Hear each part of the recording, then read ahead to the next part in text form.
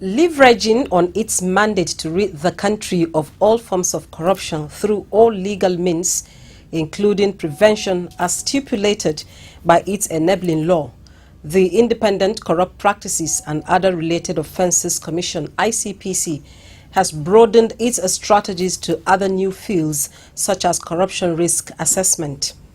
ICPC, working with some partners which include the Bureau of Public Procurement (BPP), Technical Unit on Governance and Anti-Corruption Reforms (TUGA), with the support of the United Nations Development Programme (UNDP), carried out a corruption risk assessment of 6 Nigerian seaports, namely Lagos, Apapa and Tinkan, Port Harcourt, Onne, Calabar and Warri. What informed the decision to carry out this exercise, and what were their findings? This is the area of focus on today's edition of the program. Welcome to Corruption Must Go, a production of the Public Enlightenment Department of ICPC. My name is Murna Barnabas Atiaye. Also today, we have a segment on Know the Corrupt Practices and Other Related Offences Act 2000. We have a segment on drama, anti-corruption stories from around the world, and many more. But first, Hawasani Garba is here with latest happenings in the war against corruption after this time out. They say every day is for the thief, one day for the owner of the house. But ICPC, the Anti-Corruption Commission, has reversed the role. It is now every day for the owner of the house. If you're involved in bribery, over-invoicing, or any shady deal, the day of reckoning has come. ICPC, the Anti-Corruption Commission, is watching you. If you're reported for any corrupt practice, you'll be investigated, prosecuted, and punished. Corruption is harmful to our nation. Join the campaign against it by reporting any corrupt practice to ICPC, the Anti-Corruption Commission. Let we join hands with ICPC, make them better. Let's make Nigeria great again. ICPC, they watch you. And for corruption. Break the chain of corruption now. Don't give, don't take. This message is brought to you by ICPC, the Anti-Corruption Commission. Welcome to this segment of Corruption Must Go. I am Hawasani Garba. The Federal High Court, Ikoyi, Lagos, presided over by Honorable Justice Rilwan Aikawa, has affirmed the powers of ICPC to investigate allegations of corrupt practices made against any person or authority in Nigeria, even if the allegations arose in civil disputes. This was a fallout of the ruling of the judge when he dismissed a suit filed by 7 persons against the Commission and the Attorney General of the Federation, challenging their invitation by ICPC during the investigation of a matter involving them and one of Nigeria's notable legal practitioners. The applicants were claiming a total of 600 million naira damages for alleged breach of their fundamental rights. In a judgment dismissing the claim, Honorable Justice Rilwan Aikawa held that following the decision of the Supreme Court in the case of Attorney General of Ondo State versus Attorney General of the Federation and 36 others, delivered in the year 2002, that ICPC had a statutory duty to investigate allegations of corrupt practices made against any person or authority in Nigeria, that neither the claimants nor the court had the discretion to stop a statutory agency of government from performing its duties. ICPC has been urged to propose a legislation for passage to the National Assembly that will give a legal framework to the e-government platforms operational in the country. The House of Representatives Committee Chairman on Finance, Honorable Babangida Ibrahim, made this plea recently in Abuja during a validation meeting on the report of the corruption risk assessment exercise carried out by ICPC on Nigeria's e-government systems. Honorable Ibrahim, who was represented by the member representing Igboeze North, Udeni Federal Constituency, Mr. Dennis Nnamdi Agbo, was speaking against the backdrop of the finding that the e-government platforms were not backed by any act of the parliament to guide implementation. I think we need to be more strict than that and make governance a more serious matter than somebody only getting there to try to offset the entire system. Requirement for staff to perform the responsibilities, I've talked about this, and then integrating the platforms, the platforms of e-governance into the BVN. When the last speaker was speaking, it became very clear from the discovery they made that there was a need to integrate the GIFMIS, the IPs, and the BVN. It is possible to do that. And when you do that, it is going to throw up so many discoveries that can help us to quickly achieve a great reduction in the cost of governance. Earlier in his welcome address, ICPC Chairman Mr. Ekpunta, who was represented by the Secretary to the Commission, Dr. Elvis Oglafa, pointed out that the conduct of CRA on Nigeria's electronic financial and personal governance systems was in pursuit of the federal government's effort to entrench transparency and accountability in governance. For effective and efficient governance management of the Nigerian public sector, the ERGP was initiated, leading to the FGWP partnership in 2003 for the purposes of developing and deployment of e-government systems, namely GIFMIS, TSA, and IPs, where the three systems required for launching the public sector into full e-government in Nigeria. The CRA is a corruption prevention tool that examines corruption vulnerabilities in systems, procedures, and programs of government institutions. In this case, federal government financial management and budget execution processes, with the view to blocking any identified loopholes and leakages and strengthening the accountability mechanisms. The Commission had earlier successfully conducted CRAs of the Nigerian ports and aviation sectors, the parts of which are being implemented in the sectors concerned. The e-government platforms include Government Integrated Financial Management Information Systems, GIFMIS, Integrated Personnel and Payroll Information System, IPs, and Treasury Single Account, TSA. And from the foreign scene, the World Bank debarred Fitchner Group and Company, a giant construction company, for 15 months after a former employee took bribes to influence contract award on a project in Africa. The Stuttgart-based company, with not less than 1,500 employees worldwide, provides engineering services for infrastructure projects, and the sanction was a result of a misconduct that occurred under the World Bank-financed Southern African Power Market Project in the Democratic Republic of Congo. It was reported that privately held Fitchner entered into a negotiated resolution agreement with the World Bank before embarking on the project. The company did not contest the accusation that a former employee was involved in corrupt practice. The employee had received improper payments on exchange for influencing a tender process under the project by significantly narrowing competition. The World Bank said Fitchner cooperated with investigation, acknowledged the misconduct, and enhanced its compliance program. That's all from this segment of the program. Corruption Must Go continues with Murna. Let's we join hands with ICPC, make them better. Let's make Nigeria great again. ICPC, they watch you. Come on, hand for corruption. Break the chain of corruption now. Don't give, don't take. This message is brought to you by ICPC, the Anti-Corruption Commission. Corruption not in my country. Give him his shoes somewhere here, his phone and everything. Bye-bye. Hey, Oga, where do you think you are going?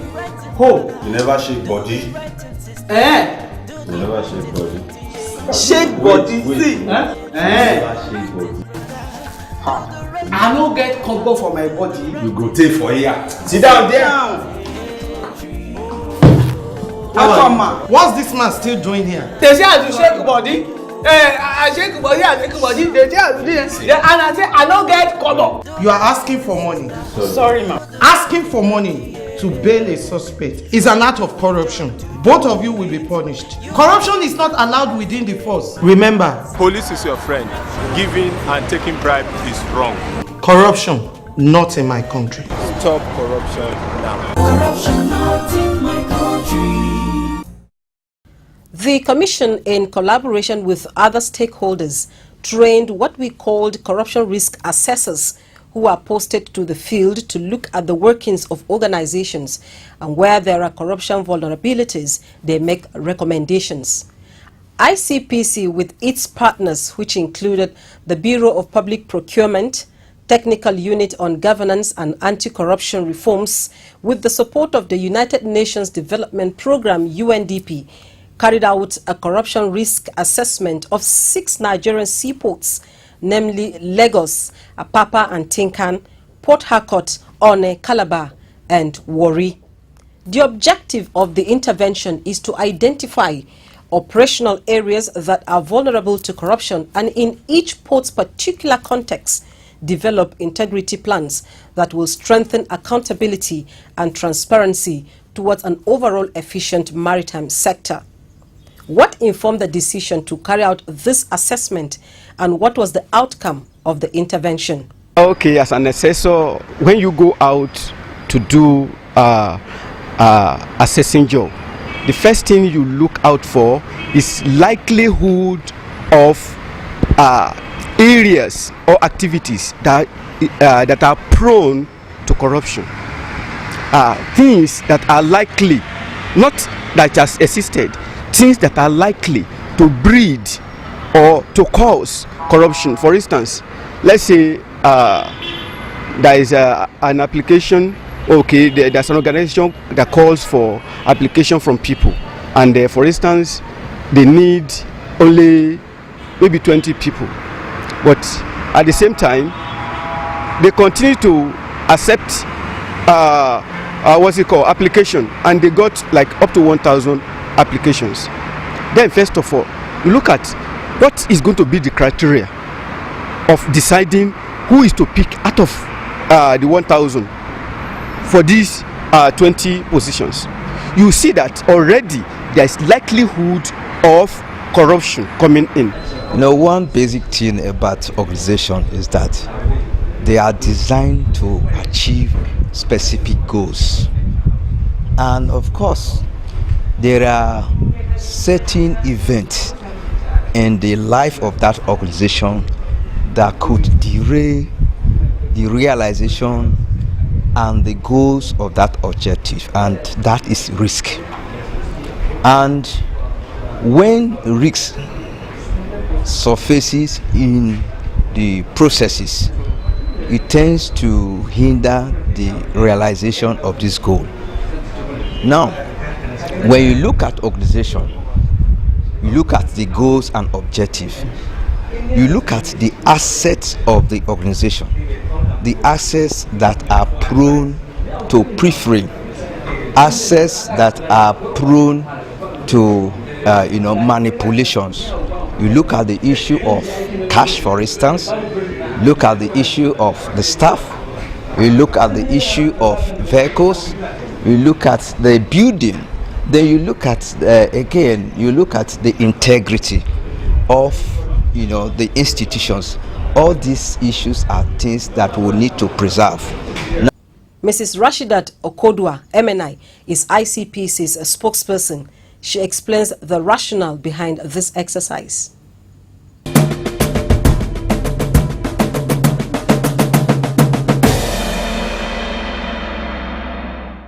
Thank you for joining us on Corruption Must Go. Thank you very much. Please, what is CRA? CRA is an acronym for Corruption Risk Assessment. And quickly, corruption risk assessment is a process where vulnerabilities, weaknesses in a system are identified. There are processes or in an organization, things that allow for corrupt practices to take place, gaps in procedures, certain loopholes. And what the assessment does is that it tries to identify those system weaknesses in order to, and then brings up measures to address those weaknesses, so that those risks, that the corruption will be, the risk of it happening will be mitigated. A risk is something that is, a possibility that something unpleasant would happen. So the same way that people take out insurance against the risk of their car being lost, or their house is burning down, is the same way processes, organizations or sectors are subjected or should be subjected to a corruption risk evaluation to be sure that we close those gaps in the system that allow for corrupt practices to happen. A note of caution quickly: a corruption risk assessment is not an identification of actual corrupt practices. It's not an enforcement exercise. It's a corruption prevention exercise, and is usually carried out with the stakeholders in the organization. Thank you, ma'am. What informed the decision to carry out this exercise? You must be referring to the exercise in the port sector, the corruption risk assessment in the port sector. That exercise was carried out in 6 Nigerian ports: Rivers, Onne, Calabar, Apapa, Tinkan, and Warri. ICPC beamed the searchlight in that direction because the Maritime Anti-Corruption Network is an NGO, an international NGO of maritime operators in the maritime industry. They flagged Nigerian ports as one of the hotbeds of corrupt practices, and they approached the Nigerian government for a way out of that, for the Nigerian government to address those issues they have flagged, that those who patronize the ports have identified that our ports have issues. So ICPC went into that sector. Let me quickly say here that assessment was done in collaboration with other partners in the anti-corruption domain. We had TUGA, that is Technical Unit on Governance and Anti-Corruption Reforms. We also had BPP, Bureau of Public Procurement, partnering with ICPC on this project. That project itself was rendered or was conducted with the technical and funding support of the UNDP, that's the United Nations Development Program. When we did that exercise, we actually found out a number of things. For example, we found out that there was huge red tape. And red tape, cumbersome procedures, is a red flag for corrupt practice. Where you have unwieldy procedures, there's likely to be corruption happening there. We found that in Onne, for example, it took as many as 74 signatures from when a ship enters our port till when it leaves. It will require up to 74 signatures. That's even not alarming enough. When you get to Lagos ports, in Lagos ports, we found that the operators reported that as many as 142 signatures were needed to clear cargo. Now that is huge red tape. It will make room for and at each point of signature, we can imagine that each point of signature, possibly people might be using such points for toll gate as collection points. We also found out that the agencies operating at the ports were all operating in silos, no coordination. Everybody was acting on his own laws and things, saying that it's they don't have to report to anybody else but their own people. But we discovered that there is a need for synergy, and that we flagged it, that there was a need to coordinate. We also found that they didn't have standard operating procedures, and where there were even standard operating procedures, those procedures were not being complied with.